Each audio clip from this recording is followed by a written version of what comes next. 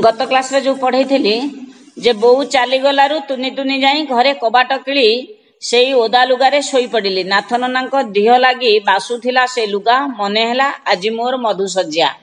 अर्थात सती नाथ नना को केते भल पाए तार यही कथारू आमे अनुभव करिपारचे जे सी तांको घर को जाइची आउ कामेरे साहाय्य करची।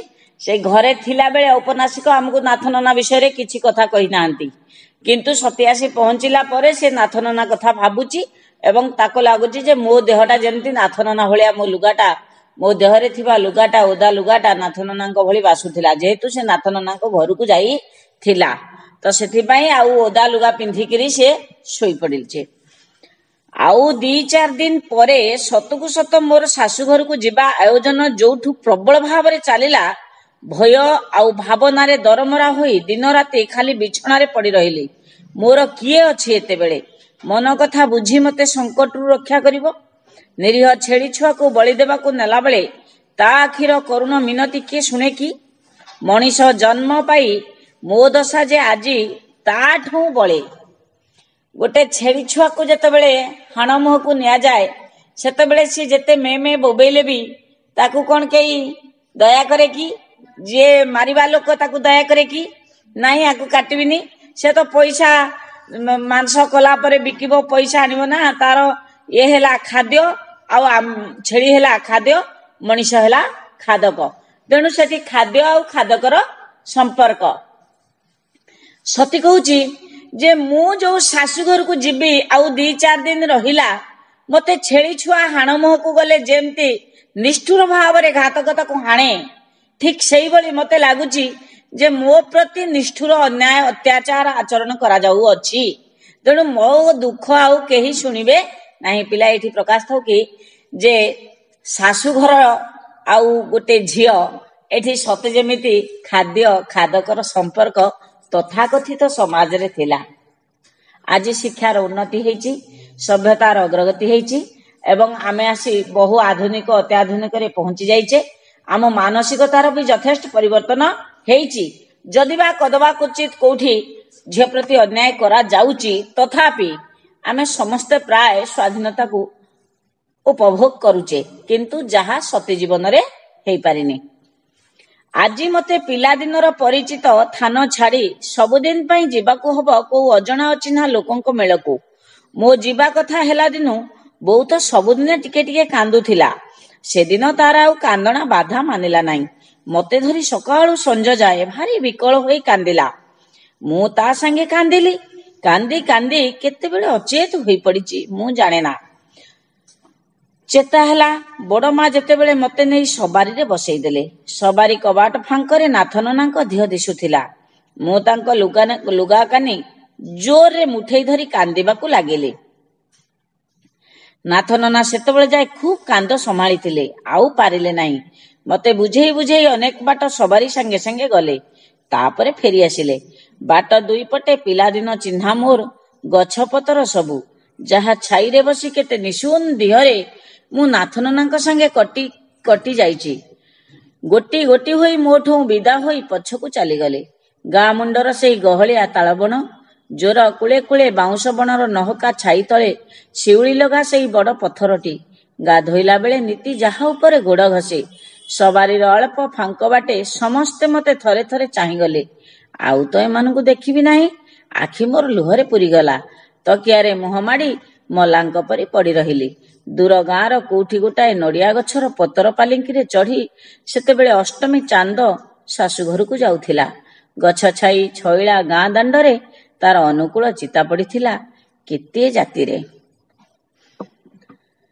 गछ छाई छइला गाँ दांडरे तार अनुकूल चिता पड़िथिला केते जातिरे। दूर गाँर कोठी गोटाए नड़िया गछ पतर पालिंकी चढ़ी सेतेबेले अष्टमी चांद शाशु घर को जाउथिला। गछ छाई छइला गाँ दांडरे तार अनुकूल चिता पड़िथिला केते जातिरे। पिले सती जाउची सवारी रे बसिकिरी आउ नाथ नना सवारी की धरी धरी चलीचंती।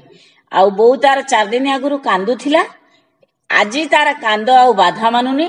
ଅନବରତ କାନ୍ଦି ଚାଲିଛି। ଆଉ ଏ କାନ୍ଦି କାନ୍ଦି ଚେତା ହରେଇ ପଡିଥିଲା। ସବାରିରେ ବସିଲା ପରେ ଆର ଚେତା ଫେରିଲା। ଗୋଟାଏ ଝିଅ ତା ଶାଶୁ ଘରକୁ ଯିବା ବେଳର ସମୟ। ଯଦି ଜଣେ ନିରୋଳାରେ ଗୋଟାଏ ଝିଅ ଏଇ କଥା ଭାବିବ, ତାହେଲେ ସେ ଶାଶୁ ଘରକୁ ଯାଉ କି ନ ଯାଉ ତା ମନ ମଧ୍ୟ ଦୁଃଖରେ ଫାଟି ପଡିବ। ତେଣୁ ଏ କହୁଛି ଯେ ସବାରି ଚାଲିଛି। ଏଇଠି ସବାରି ଧରିକିରି ଯୋଉ ନାଥ ନନା ଯାଇଛି, ଔପନ୍ୟାସିକ ମାନସିକ ସ୍ତରରେ, ସତୀର ମାନସିକ ସ୍ତରରେ ନାଥ ନନା ପ୍ରତି ଗୋଟାଏ ଦୁର୍ବଳତା ଆଣିଛନ୍ତି। କିନ୍ତୁ ଏଇଠି ସବାରି ଧରି କିଏ ଯାଏ ଜାଣିଛ? ଭାଇ ଯେତେବେଳେ ଭଉଣୀ ବିଦା ହୁଏ, ସବାରି ବାଡ଼ା ଧରି ଭାଇ ଚାଲି ଚାଲି କିଛି ବାଟ ଯାଏ। ମା କାନ୍ଦି କାନ୍ଦି, ଯେହେତୁ ମା ଜନ୍ମ କରିଛି, ଝିଅକୁ ବିଦା ଦେଲା ପରେ ସେ ନିଜର ଭାରସାମ୍ୟ ହରେଇ ବସେ। ତେଣୁ ମା କୋଉଠି ଛୋବ ଯାଇ ପଡିଥିବ, କୋଉଠି କାନ୍ଦୁଥିବ, କଣ କରୁଥିବ, ତାକୁ ଲୋକ ସମ୍ଭାଳୁଥିବେ। ଆଉ ବାପା ମଧ୍ୟ ସେଇ ଅବସ୍ଥା। କିନ୍ତୁ ବାପାଙ୍କର ଉପରକୁ ବିଶେଷ କିଛି ପ୍ରକାଶ ପାଏନି, ହେଲେ ଭିତରେ ସେ ମାନସିକ ଭାରସାମ୍ୟ ହରେଇକିରି ବସି ରହନ୍ତି। ଆଉ ଭାଇ ଟିକେ ଧୈର୍ଯ୍ୟ ରଖେ, କାରଣ ଭାଇର ବୟସ କମ ଥାଏ। ଆଉ ଭାଇ ସବୁବେଳେ ପ୍ରସ୍ତୁତ ଥାଏ ଯେ ମୋ ଭଉଣୀର କିଛି ଅସୁବିଧା ହବନି, ଯେତେବେଳେ ଯାହା ହବ ମୁଁ ଠିକ ସମୟରେ ଯାଇ ପହଞ୍ଚି ଯିବି। ତେଣୁ ମାନସିକ ସ୍ତରରେ ସେ ସୁସ୍ଥ ସବଳ ଥାଏ ଭାଇ। ଏବଂ ଭାଇ କଣ କରେ ନା, ସବାରି ବାଡ଼ା ଧରି ଧରି ଧରି ଧରି ବହୁତ ବାଟ ପର୍ଯ୍ୟନ୍ତ ଯାଏ। କିଛି ବାଟ ଗଲା ପରେ ଭାଇ ସେଉଠୁ ଫେରେ। ତେବେ ଏଇଟା ହଉଛି ଝିଅ ବାହାଘରର ଗୋଟେ ପରମ୍ପରା, ଯାହା ସତୀ ବାହାଘରରେ ମଧ୍ୟ ଦେଖା ଦେଇଛି। ଏବଂ ସେ କହୁଛି ଅଷ୍ଟମୀ ଚାନ୍ଦ ଶାଶୁ ଘରକୁ ଯାଉଥିଲା ପତର ପାଲିଙ୍କିରେ ଚଢି। ଅର୍ଥାତ ରାତିର ଅଷ୍ଟମ ପ୍ରହରରେ ଚାନ୍ଦ କଣ କରୁଛି ନା, ଅପେକ୍ଷା କରିଛି ସକାଳ ହବ। ସତେ ଯେମିତି ଚାନ୍ଦ ପାଲିଙ୍କିରେ ଚଢିକିରି ଯାଉଛି। ଆଉ ମାତ୍ର 4 ଘଡ଼ି ପରେ ରାତି ପାହିଯିବ। ରାତି ପାହିଲା ପରେ ଚାନ୍ଦ ବି ଉଭେଇ ଯିବ। ସତୀ ମଧ୍ୟ ଯାଇଛି, ଆଉ ସତୀ ଜୀବନରୁ ସୁଖ ବି ଉଭେଇ ଯାଇଛି। ରାତି ଗୋଟିକ ବାଟରେ କଟିଗଲା। ତହିଁଆର ଦିନ ସକାଳେ ମତେ କେତେ ଜଣ ମାଇପେ ଧରାଧରି କରି ନେଇ ଗୋଟାଏ ବେଦୀରେ ବସେଇଲେ। ଲୋକ ଗହଳି ଆଉ ଗରମରେ ମୋର ନିଶ୍ୱାସ ବନ୍ଦ ହୋଇଗଲା ପରି ଜଣା ଯାଉଥିଲା। ସ୍ୱାମୀ ଠିକ ମୋ ପାଖରେ ବସିଥାନ୍ତି, ଦିହକୁ ଦିହ ଲଗାଲଗି ହୋଇ ଗୋଟାଏ ମସିଣା ଉପରେ। ଏତେ କଷ୍ଟରେ ସୁଦ୍ଧା ଭାରି ମନ ହେଉଥାଏ ତାଙ୍କ ମୁହଁ ଟିକେ ଦେଖିବାକୁ। ଓଢ଼ଣା ଭିତରେ ବହୁ କଷ୍ଟରେ ମୁହଁକୁ ଟିକେ ଟେକି ତାଙ୍କୁ ଦେଖିଲି। ହାୟ ଭଗବାନ, ନ ଦେଖିଲେ ବୋଧହୁଏ ଭଲ ହୋଇଥାନ୍ତା ସେ ରୂପ। ପୋଡ଼ା କାଠ ପରି ରଙ୍ଗ, ସେଥିରେ ମୁହଁ ଯାକ ବସନ୍ତର ଦାଗ, ଯେମିତି ସିଁ ହୋଇଯାଇଛି। ଏଇ ମୁହଁ ଲାବଣ୍ୟର ଲେଶ ଯାହାକୁ ଛୁଇଁ ନାହିଁ। ଏଇଆକୁ ଚାହିଁ ମତେ ଦୁନିଆର ସବୁ ସୌନ୍ଦର୍ଯ୍ୟ ପାସୋରିବାକୁ ପଡିବ। ଲାବଣ୍ୟ ଛୁଇଁ ଯାଇନାହିଁ, ଅର୍ଥାତ ସୁନ୍ଦର ତାଙ୍କ ପାଖ ମାଡ଼ି ନାହିଁ ହେଲା। ତେଣୁ ଏଇଆକୁ ଚାହିଁ ମତେ ଦୁନିଆର ସବୁ ସୌନ୍ଦର୍ଯ୍ୟ ପାସୋରିବାକୁ ପଡିବ। ତରୁଣ ଜୀବନର ଶତ ମନପାଞ୍ଚ ଏଇଠି ସାର୍ଥକ ହବ ତ? ଆଖି ଆଗରେ ମୋର ସବୁ ଅନ୍ଧାର ଦିଶିଲା। ତଳକୁ ମୁଣ୍ଡ ପୋତି କୌଣସି ମତେ ବସି ରହିଲି। ଭଣ୍ଡାରୁଣୀ ହାତ ଉପରେ ଆଉଜି। ନଇଲେ ବୋଧହୁଏ ପଡିଯାଇଥାନ୍ତି। ସେ ନହେଲେ ପଡିଯାଇଥାନ୍ତା। ଏଇ ଯୋଉ ରୂପ ଦେଖିକିରି ସେ ଏତେ ତାବଦା ହେଇଯାଇଛି, ଯେ ଏତେ ଭୟ ପାଇଯାଇଛି ଯେ ସିଏ ହୁଏତ ପଡିଯାଇଥାନ୍ତା। ଯାହା ହଉ, ଭଣ୍ଡାରୁଣୀ କହିଲେ ବାରିକ ଘରର ଯେ ସ୍ତ୍ରୀ ଲୋକ କାମ କରନ୍ତି ବାହାଘର ବେଳେ। ତେଣୁ ଭଣ୍ଡାରୁଣୀ ହାତ ଧରି ହାତ ଉପରେ ଆଉଜିକିରି ସେ ରହିଲା। କର୍ମ ସରିଲା ପରେ ଜଣେ କିଏ ବୋଧହୁଏ ଘରର ପୋଇଲି ମତେ ଆଣି ଆଉ ଗୋଟାଏ ଘରେ ବସାଇ ଦେଇ ଗଲା। ତାପରେ ଗୋଟି ଗୋଟି କରି କେତେ ଗୁଡ଼ିଏ ମାଇପେ ସେ ଘରକୁ ଆସିଲେ ମତେ ଦେଖିବା ପାଇଁ। ଦଣ୍ଡକ ଭିତରେ ଲୋକ ଗହଳରେ ସେ ଘରେ ଆଉ ତିଳ ପକାଇବାକୁ ଜାଗା ରହିଲା ନାହିଁ। କିଛି ସମୟ ଭିତରେ ଲୋକ ଭର୍ତ୍ତି ହେଇଗଲେ, ବୋହୂ ଦେଖିବାକୁ ଆସିଛନ୍ତି। ଏତେ ଭର୍ତ୍ତି ହେଇଗଲେ ଯେ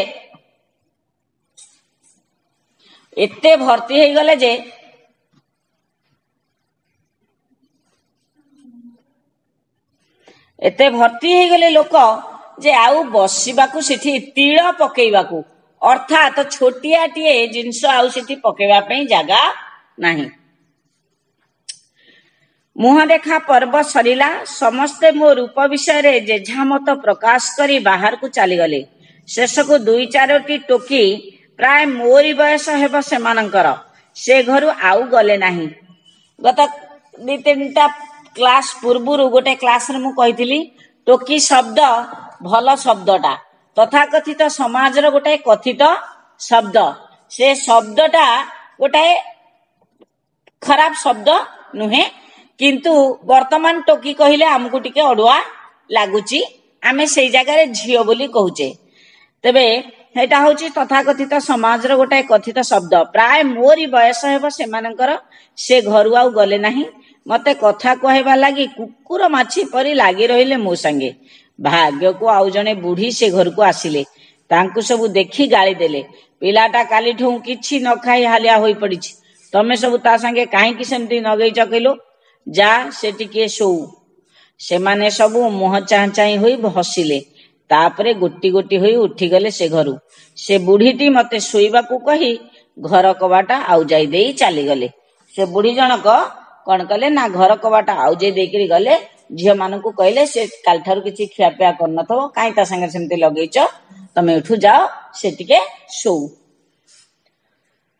हाय मते पुणी निद माडिबो एकुटिया हेलारु मो स्वामी को कथा पुणी मने पड़ला से आसीबा समय हेला आम शास्त्र अनुसार जहांकर मु स्त्री होई सारिछि मु पुणी तांको द्वितीय स्त्री आग स्त्री मरिथिले वर्षकर गोटिए पुओ रखी सेई दिनु आजि जाए मो पई ए जेमिति बाट चाही बसिथिले बयस रे से मो बापांको सांगर हेबे एयांको सांगरे पुणी मते सबुदिने घर करबा को पड़िबो सरिसम होई एई मोह को चाही मते पुणी पिला दिनर सबु स्नेह माया भूलिबा को हेबो तो सेतिकी बेले मने पड़ीगला मोर आउ गोटिए लावण्य सिंधु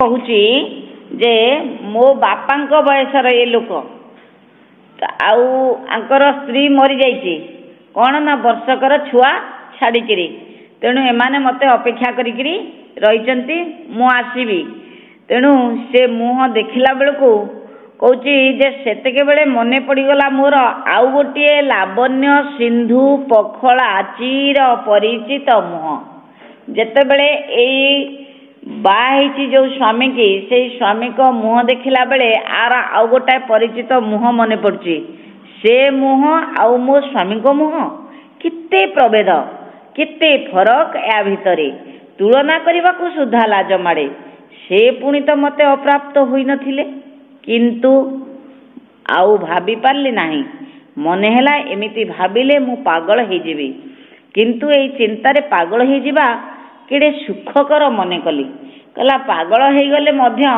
मते भल लागिबो से मन मन भाबुची पागल हे जानती कि पागल हेले भी मते भल लागंता बोधे तेबे पिलाए जानी परछ आउ गोटाए को मुह तार मने पड़िची से हूँ नाथन नांक मुह सूर्य बुड़ी जाइथिले अनेक बेलू दिन आलुआ क्रमे लिभि आसिला कोठा घर किंतु जला कबाटी मोटे नथिला मु जेउ घरे बसिथिली अंधार घर भितरे चुप होई अनेक बेल जाए बसी रहिली बाहर कोठी केते दूर रे संज घंटा बाजिगला घरे घरे दीप लागिला केते बेल परे दुई चारि माइपे आसी मते आउ गोटाए घर को नहीं गले से घरटा भी एमती अंधार खाली घर कोणरे गोटे दीप मिंज मिंज होई जळुथिला से अल्प आलुअरे देखिली घरर गोटाए पाखरे बड़ पलंकटाए ता उपरे बिछना पड़िची एमाने मते नहीं घर कोणरे खंडे सप उपरे बसाई देई से घरु चली गली बुझी पारली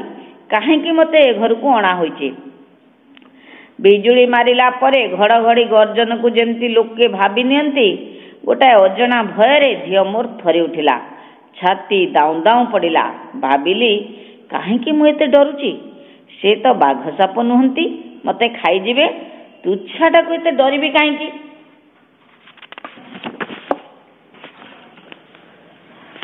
तो ये कहूची जे मते माइपे नहीं करी आउ गोटाए घरे बसई देले गोटे सप उपरे एवं से घरटा भी सेमती अंधार किटमिट गोटाए दीप मिंज मिंज होकर जलुला आउ गोटाए बड़ पलंक पड़ीला मुझे अनुमान करी जानी पारली जे काहेकि मते एठी छड़ा हेची अर्थात पिलाए तमाने मध्य जानिच जे तार आज ता स्वामी सहित एकाठी हबार दिन चतुर्थी राति घड़िए खंडे बीतीगला केही आसिले नहीं से घर को मनरे टिके दंभ आसिला भाविली जेड़े असुंदर से हुंतु मु तो तांकर स्त्री तांको छड़ा मोर आउ गति कौन अच्छी मो मन को न आसिले संसार लोके तो मो दुख शुणिबे नहीं अधिक हसिबे समस्ते मु कौन यांको भल पाई परिबी नहीं देखिबी चेष्टा करी प्राणर सबु बल खर्च करी तांको प्रति मनर सबु विमुखता को सही नेले तो जीव ना ना ना मु थरे अनियम अवसादरे आखि दीटा ना ना मु थरे देखिबी चेष्टा करी यांको भल पाइबाकू निश्चय निश्चय अर्थात एठी पिला गोटे झीर चरित्र देख जदि भी से छोट बेले तार नाथ नना को देखिची एवं ता स्वामी सहित नाथ नना को सब तुलना करुची तथापि नाथ नना सहित तार किसी अशालीन संपर्कर वर्णना वर्तमान सुधा उपन्यासिक करना कि आमे जानी ना तार नाही मध्य तेबे सी कहूची जे मु मो स्वामी सहित कौन चल जाई परिबिनी मु चेष्टा करी मो शरीर समस्त बल मनर समस्त बल को मु खर्च करी चेष्टा करी सांगे ठीक भाव में चलवा पाई अर्थात गोटाए झील ही सब बेले मन को बुझे दे पारे ना ना मु थे देखी चेष्टा करी यांको भल पाइबाकू निश्चय निश्चय सारा दिन अनियम अवसाद आखि दीटा निदरे भारी होई आसला आउ सीधा होई बसी पारे ना से सेमती शोई पड़ली केतेबेले मते निद हो जाइछि जाने ना हठात का ठंडा हाथ लगी निदटा मोर चाउकिना भांगीगला धड़पड़ होई उठी बसी मुंडरे लुगा देदेली छातीटा दुमदुम होई कंपीगला से अल्प आलुअरे मुंडरे लुगा देवा भितरे चिन्ही पारली से मो स्वामी तापरे से जानी पारला जे से होचंती मोर स्वामी दीपटा आहुरी कमी करदे से कहले आ बिछना को किछि कहली नहीं से मो पाखक आसिले दुई हाथ रे मते एक रकम बिछना पाखु टेकी नहीं कहले ऊपर को जा खट पाखरे पुणी ठिया हेबा देखी से तल को ओल्हे आसिले मुंडरू मोर ओढ़ना टेकी दे हसी हसी कहले एते लाज गोटाए कौन मते भल लगे नहीं सेगुड़ा एई पहलू बोधुए मु तांको हसीबार देखिली किंतु मने हला न देखिथिले बरং भल होइतांता भगवान हस पुणी मनीषंकर एमिति विकृत मोरे धारणा नथिला तेणु कहूँ भगवान मु हस न देखी बरং भर होता एते जे खराब हस थाए एकथा मोर धारणा भी नथिला मते चुप होई ठिया हेबार देखी से आउरी पाखक आसिले दुई हाथ रे मो हाथ को धरी खट ऊपर को टाणी नेले मु तांका हाथ को टिके ठेली देई पछको घुंची आसिली से पुणी मो हाथ को धरी रागरे टाण करी कहले ये कौन मु खाई जाऊची ना कौन तते कहू कहू मते पाख को भिड़ी नेले एते जोर जे मु संभाली न पारी एक रकम तांका छाती ऊपर आउजी पड़ीगली पुणी सीधा हेबा आगरु से मो मुह को टेकी धरी चुंबन कले सी जोर भावरे जबरदस्त भावरे भल पाइबाकू चेष्टा करुचंती स्वामी कारण तांकर अधिकार अछि सती उपरे पिलाए एठी सती आउ ता स्वामीर जो संपर्क देखौची एठी गोटाए कथा तुम भितरे भाव